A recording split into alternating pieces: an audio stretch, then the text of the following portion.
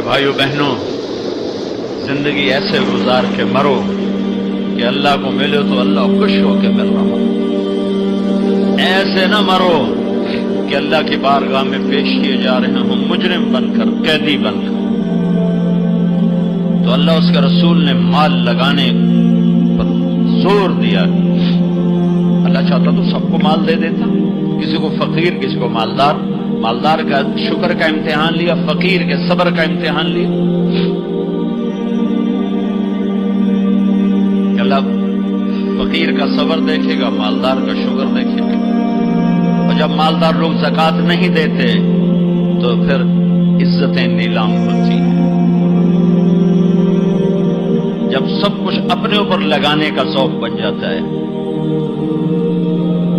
اور اپنے ہی بڑے بڑے زیور، کپڑے، گھر، گاڑیاں۔ یہ بھی لاہور کا واقعہ ہے۔ بیگم صاحب ڈرائیور کے ساتھ گئی ہیں اور واپسی پہ کہہ رہی ہیں، اسلم ڈرائیور، آج میری بڑی اچھی قسمت، وہ ساڑی میں نے لی تو میں سمجھ رہی تھی 1 لاکھ کی ہے، وہ تو مجھے 75,000 میں مل گئی، بڑی سستی مل گئی۔ خوش ہو کے ڈرائیور کو بتا رہی۔ تیسرے دن ڈرائیور کے بیٹے کا بازو ٹوٹ گیا، وہ آ کر کہتا ہے صاحب جی میری تنخواہ میں تو اس کا علاج ہو نہیں سکتا، تو مہربانی کر کے کچھ میری مدد کر دیں، اس کا علاج ہو جائے۔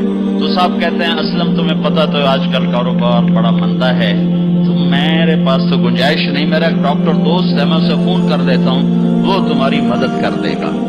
جب اس طرح ہوتا ہے تو پھر ڈاکے، چوریاں، قتل و غارت شروع ہوتے ہیں۔